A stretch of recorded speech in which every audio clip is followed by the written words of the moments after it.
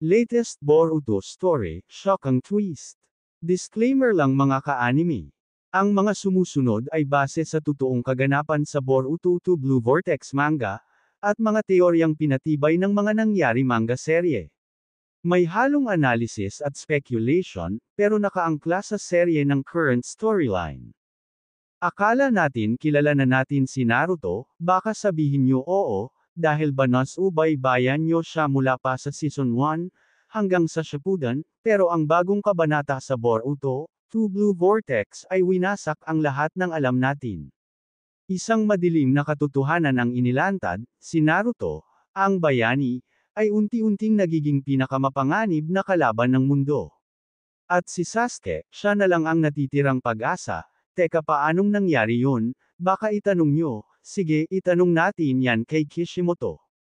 Ang Boruto, to Blue Vortex ay hindi lang basta sequel, ito na ang pinaka-wild at pinakamatinding chapter sa kasaysayan ng Naruto universe.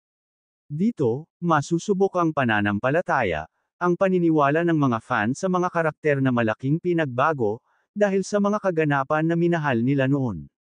Sa shockang na episode na ito, si Boruto at Koaki, ay naglaban ng matindi hanggang kamatayan, pero may twist sa kanilang kamatayan, ano kaya yun? Naruto inakala ng lahat na si Naruto ay nawawala sa dimensional prison, pero nagulat ang lahat sa kanyang pagbabalik, si Naruto ay bumalik dala ang isang madilim na puwersa. Sasuke, iniwan ang kanyang anak at ang lahat upang iligtas ang mundo mula mismo sa matalik niyang kaibigan, ito yung pinakamatinding pagbabago sa serye. Kishimoto, binago ang lahat ng rules. Hindi na ito kwento ng pag-asa. Ito ay kwento ng sakripisyo, pagkakanulo, at pagtataksil. Panoorin mo kung paano binago ni Kishimoto ang buong Boruto series at bakit ito ang darkest era sa kasaysayan ng Shinobi World. Simula ng bangungot. Pagkatapos ng 3 taong timeskip, bumalik si Boruto mula sa pag-training kay Sasuke. Ang mundo ay binago ni Koaki, gamit ang kapangyarihan ni Ida. Lahat ng tao ay naniniwalang si Koaki ang tunay na anak ni Naruto, at si Boruto ang traidor. Wala nang natitirang kakampi si Boruto, maliban kay Sasuke, kaya naman itinuro lahat ni Sasuke ang kanyang nalalaman kay Boruto. Nagtagpo si Boruto at Koaki sa kagubatan ng Konoha. Dito, ginamit ni Koaki ang puwersa ng karma upang sirain si Boruto. Si Boruto naman ay may sariling karma mark mula kay Momoshiki, at natutunan ng kontrolin ito.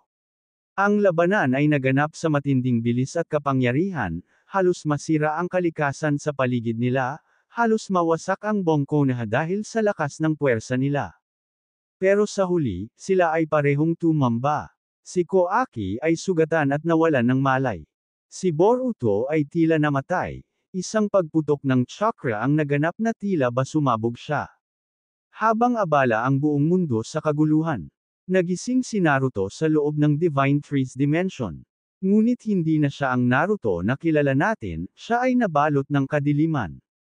Ang Ten Tails ay unti-unting kumukonekta sa kanyang chakra sa loob ng stasis prison.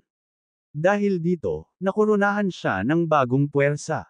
Shinjo Naruto, isang fusion ng human at god tree. Siya ay puno ng kalmadong galit. At determinasyon na wakasan ang kasinungalingan ng mundo. Sa kanyang pagbabalik, sinabi niya, "The peace I fought for was all a lie.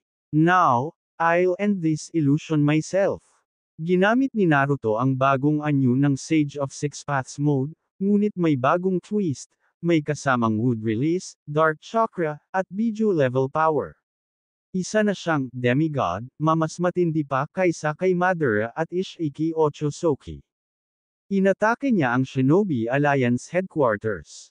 Hinanap niya ang mga lider ng bawat nayon upang wakasan ang kasunduan ng kapayapaan. Ngunit sa kabila ng panganib na nangyayari sa buong Shinobi Force, may isang lumitaw, handang lumaban at magsakripisyo, siya si Sasuke Uchiha, ang bagong tagapagligtas. Si Sasuke lang ang may alam sa totoo. Naiwan siyang sugatan matapos iligtas si Boruto sa loob ng kagubatan. Ngunit nang malaman niyang si Naruto ay naging vessel ng Shinjo, tinawag niya si Tsuruda at Sumire upang itago. Sinabi niya, If I fail, do not hesitate to kill your own Hokage, ang sabi niya kay Shiroda at Sumire, dahil hindi daw yun ang tunay na Naruto.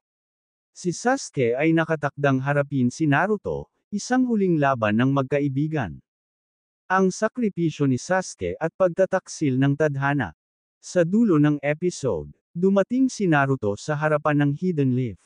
Hinarap siya ni Sasuke, ngunit isang makapangyarihang dark explosion ang sumabog, at tinangay nito si Sasuke, at walang nakakaalam kung buhay pa siya. Ang huling eksena, si Naruto, nakatayo sa taas ng Hokage Monument, habang ang mundo ay nagliliyab. May pag-asa pa kaya ang buong alyansa ng mga ninja? Kishimoto has officially broken the mold. Boruto is no longer about legacy, it's about survival. Abangan nyo ang sunod kong kwento at ang ending nito.